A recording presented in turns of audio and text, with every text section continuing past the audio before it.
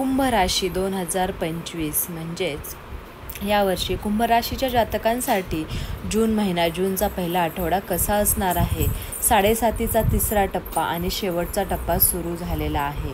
शनी मकर राशीतील भ्रमण पूर्ण करून कुंभ राशीमध्ये प्रवेश करत आहे.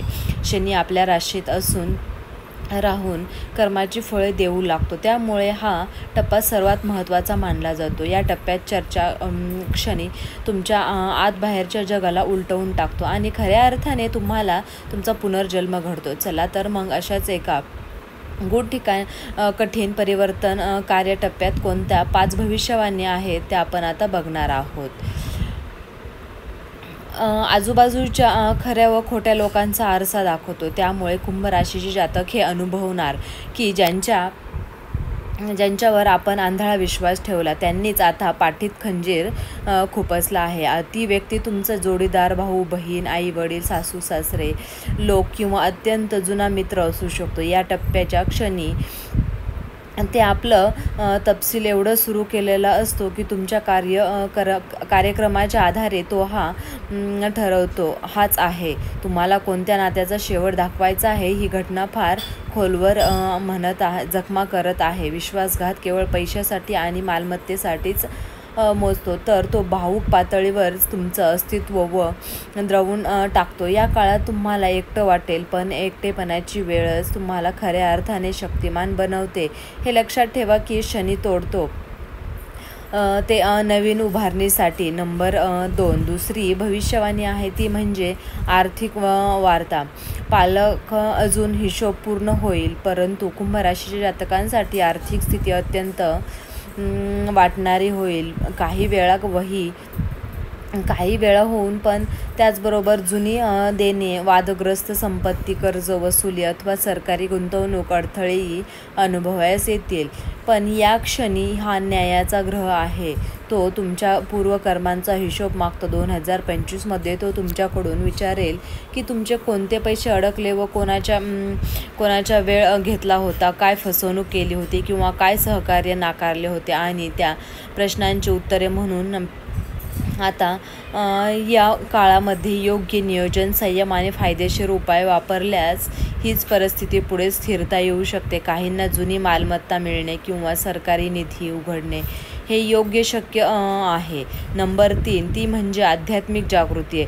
अज्ञान शक्तीचा अनुभव असल्या टप्प्यात शनी आपल्या आत्म्याशी संवाद करतो. झोपेत दिसणारी स्वप्न, अमृत व्यक्तीचे संदेश, अचानक मिळालेली ओळख व एखाद्या मुलांच्या जीवनात प्रवेश, हे सगळे टप्प्यात शक्य होईल. या टप्प्यात तुमच्या जीवनाचा गोड कळू लागेल. नेहमी ज्या गोष्टीकडे तक्रार आणि पाहू लागलं होतं ते नेहमी आता त्या गोष्टीकडे तक्राराने पाहू लागलं होतं त्या तुमच्या समोर भावनांच्या व चेतनांच्या माध्यमातून लागतील. विशेषतः कुंभ राशीचे लोक जे आधीच फारच तर शुद्ध होते ते आता अधिक ज्ञानधारक, मंत्र साधना किंवा योगशास्त्राकडे वळू लागतील. शनी हा तपस्वी आणि तो तुम्हाला ब्रह्मज्ञानाकडे घेऊन जातो, पण त्यांच्यासाठी आधी तुम्हाला मोह नसते, प्रौढ व अहंकार यापासून तो मुक्त करतो. ही आध्यात्मिक यात्रा काही वेळा फार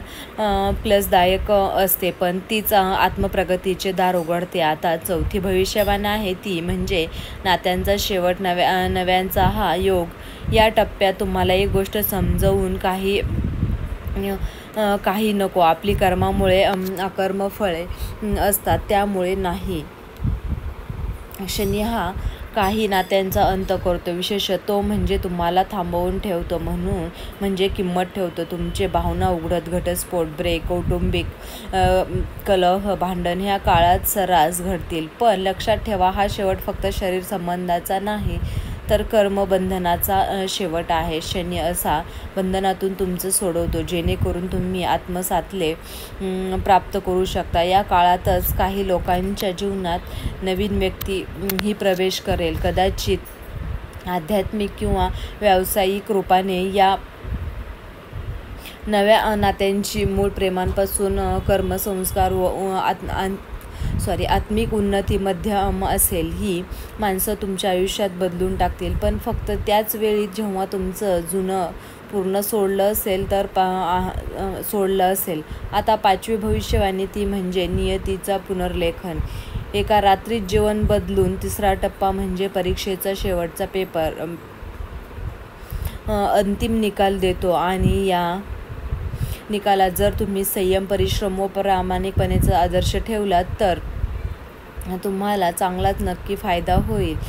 विदेश प्रवास व आध्यात्मिक कृपेने परिवर्तन होईल. या टप्प्यात इतका प्रभावी आहे की एकाच रात्रीत आयुष्यात 180 अंश बदल होऊ शकतो. हेच ते क्षण आहे जे दिशा पुन्हा लिहितात आणि तुम्हाला तुमच्या खऱ्या मार्गावर मिळतात. कुंभ राशीच्या जातकांवर 7.5चा हा 3रा टप्पा म्हणजे तुमची जीवन मूल्य तपासणीची किंवा पुनर्जन्म घडवण्याची संधी आहे.